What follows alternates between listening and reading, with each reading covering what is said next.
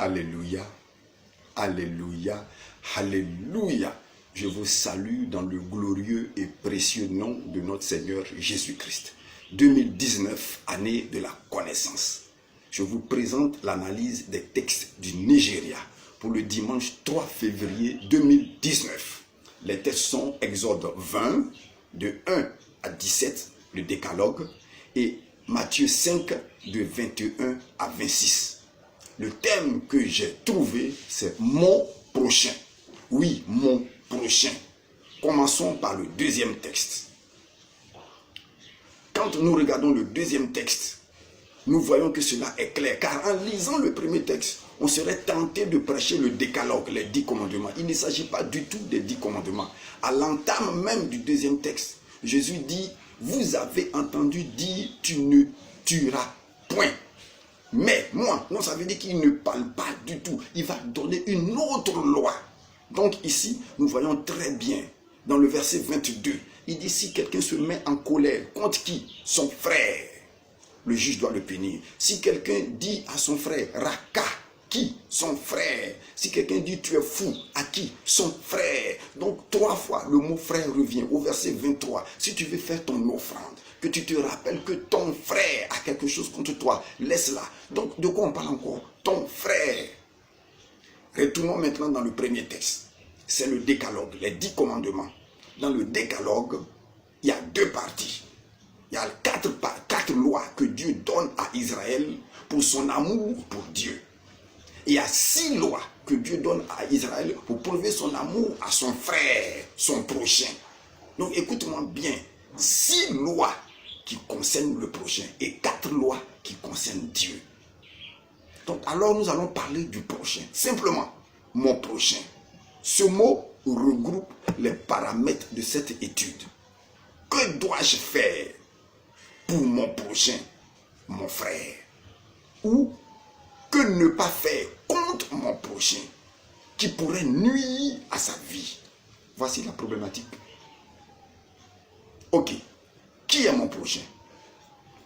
Je crois que quelqu'un a posé la question à Jésus. Dans Luc 10, à partir du verset 25 jusqu'au verset 37, quelqu'un a posé la question à Jésus, qui est mon prochain? Jésus lui dit alors, ça a commencé comment? Écoute-moi bien. Luc 10, à partir du verset 25, et je lis. Un docteur de la loi se leva et dit à Jésus pour l'éprouver, Maître, que dois-je faire pour hériter la vie éternelle? Jésus lui dit, qu'est-il écrit dans la loi? Qui lis-tu? Ah, mais ce que le docteur a dit m'a frappé. Il a résumé les 5 livres de Moïse en une seule phrase. Franchement, ça a été ingénieux. Il dit, tu aimeras le Seigneur ton Dieu de tout ton cœur, de toute ton âme, de toute ta force et de toutes tes pensées. Résumer les 5 livres en une seule phrase. C'est ce que je viens de dire. Le décalogue est en 2 parties. Aimer Dieu. Et la deuxième partie est ton prochain comme toi-même. Bravo. C'est un véritable docteur. Écoute la suite. Mais voulant se justifier, il dit à Jésus, qui est mon prochain? Alors Jésus lui raconte une histoire. Un homme descendait de Jérusalem, agressé par des brigands, laissé à demi-mort, frappé et dépouillé. Il gît sur le sol. Un sacrificateur qui descendait de Jérusalem. Écoutez, si vous comprenez, lisez la Bible très souvent, vous allez vous rendre compte que chaque fois qu'on va à Jérusalem, on dit monte à Jérusalem. Car Jérusalem est une ville située entre 7 montagnes. Donc quand on va à Jérusalem, on monte. Et quand on part chez soi, on descend. Ce sacrificateur descendait. Ce qui suppose qu'il venait d'où? De Jérusalem. Il venait de Jérusalem. Donc il venait d'adorer. Oh Seigneur Jésus. Oh Alléluia. Il venait d'adorer. Oh mon Dieu. Oh je t'aime. Et il rencontre un homme qu'on doit secourir. La Bible dit il passa outre. Oh Seigneur, aide-nous. Un autre, un prêtre. Un prêtre, un chargé, un prêtre, descendait lui aussi, il a vu l'homme, il est passé outre. La Bible déclare que c'est un Samaritain qui est venu et qui a secouru l'homme. Est-ce que tu sais ce que ça veut dire un Samaritain? Lisez la Bible. Si tu prends Jean 8, verset 48, tu sauras. Quelqu'un a traité Jésus. N'avons-nous pas raison de dire que tu es un Samaritain?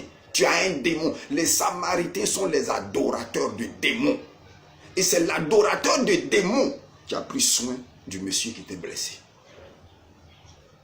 Prêtre est passé.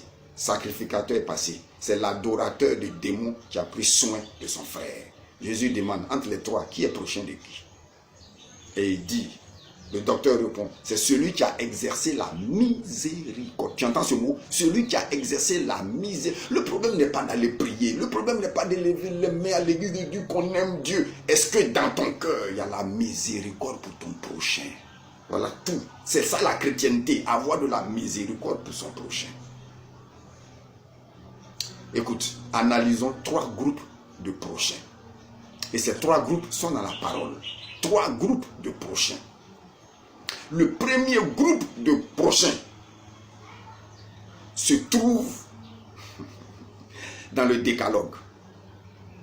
Quand Dieu a fini de donner les lois qui le concernent, lui-même Dieu, tu aimeras Dieu de tout ton cœur, de toutes tes pensées, de toute ta force. Il a dit, tu ne te prosterneras pas devant des images taillées, tu ne feras pas ceci.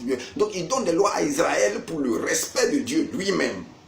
Après le respect de Dieu lui-même, automatiquement au verset 12, les premières personnes qui sont citées, ce sont les parents. Honore ton père et ta mère afin que tes jours se prolongent sur la terre des hommes. C'est tout. Mon premier prochain, c'est mes parents. Mon père, ma mère, mes frères consanguins et mes frères utérins. C'est ça, mon premier prochain. Lis 1 Timothée 5, verset 8.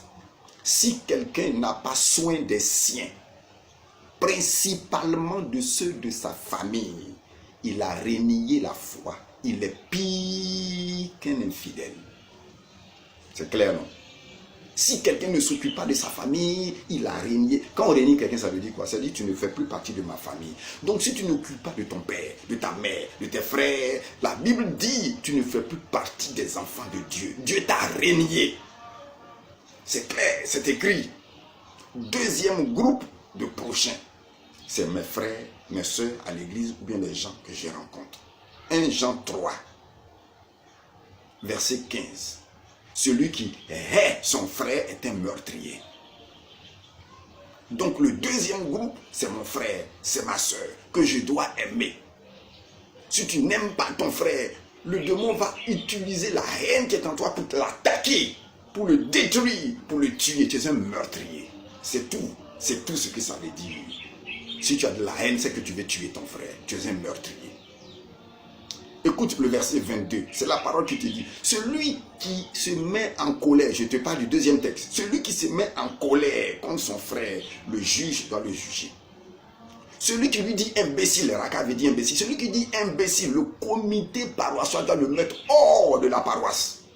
On doit le sanctionner. Et si quelqu'un dit à son frère, tu es fou, il s'en va à la GM. Et écoute, c'est pas moi qui le dis, hein, c'est la parole de Dieu qui le dit, qui le stipule. Comment prendre soin de ses frères? Le troisième groupe de prochains, je le divise en 2 catégories. Le premier prochain, dans le troisième groupe, c'est autrui, celui que je ne connais pas. C'est ce qui s'est passé dans Luc 10, verset 35. Le Samaritain a pris soin de quelqu'un qu'il ne connaît pas. Je vais vous dire quelque chose à la fin qui va vous surprendre. Ok. La deuxième catégorie de personnes dans le troisième groupe, c'est ton adversaire. Tu as bien entendu ton adversaire. Dans la parole d'aujourd'hui, au verset 25, deuxième lecture, verset 25, la parole dit, accorde-toi promptement avec ton adversaire. C'est-à-dire, sois d'accord avec ton adversaire. Même la Bible te recommande d'être d'accord. À plus forte raison, ton frère. Sois d'accord avec ton frère pour aller en justice, pour vous accorder. Arrangez-vous avant d'arriver en justice. C'est mieux. Donc, on nous recommande ici d'être en accord avec notre ennemi. Lis Exode. Exode, excusez-moi, laissez-moi le prendre pour vous. Exode 23, oui. Exode, chapitre 23. Oh, aide-moi Seigneur. Chapitre 23, à partir du verset 4. Si tu rencontres le bœuf de ton ennemi ou son âne égaré, tu le lui ramèneras. Ah, mon ennemi, j'ai vu son bœuf. Oui, si tu rencontres le bœuf de ton ennemi égaré, tu le lui ramèneras. Ce qui veut dire, la voisine avec laquelle tu as fait palabre la veille, vous vous êtes insulté, vous êtes frappé, elle t'a même déshabillé devant tout le monde, tout le quartier. 2 jours plus tard, son enfant tombe malade. La voisine n'est pas là. Tu as le devoir, en tant que chrétien, de prendre l'enfant, de l'envoyer à l'hôpital, de le soigner. C'est ça, ramener le bœuf là. C'est ça, ramener le bœuf à ton ennemi. C'est de ça qu'il s'agit. Oui, la femme qui t'a insulté hier là, fais-lui du bien. C'est tout ce que ça veut dire. Ça, tu prends soin de ton prochain. Je vais plus loin. Écoute-moi. Romains 12, verset 20. La Bible dit, en agissant ainsi, c'est des charbons ardents que tu amasses sur sa tête. Ça veut dire quoi pour toi? Charbon ardent que tu amasses sur la tête de ta voisine, ça veut dire quoi? On n'a pas dit de la brûler. Non, non, non, non, c'est pas de ça qu'il s'agit. Je te pose la question. Quelle est la première chose que quelqu'un a fait quand il a chaud?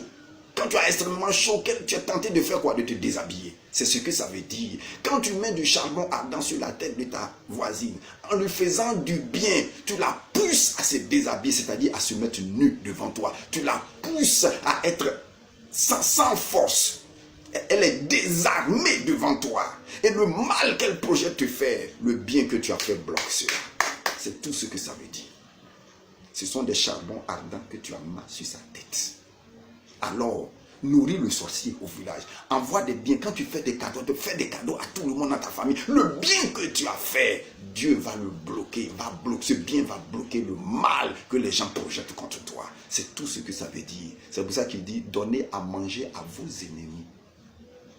Voilà les 3 groupes de prochains. Mes parents, les frères dans la foi et l'inconnu ou les gens du quartier. Mon frère, que cette année, l'année de la connaissance, soit pour toi une élévation. Maintenant, respecte ton prochain et toi-même, ta vie deviendra meilleure. Au nom de Jésus-Christ. Amen.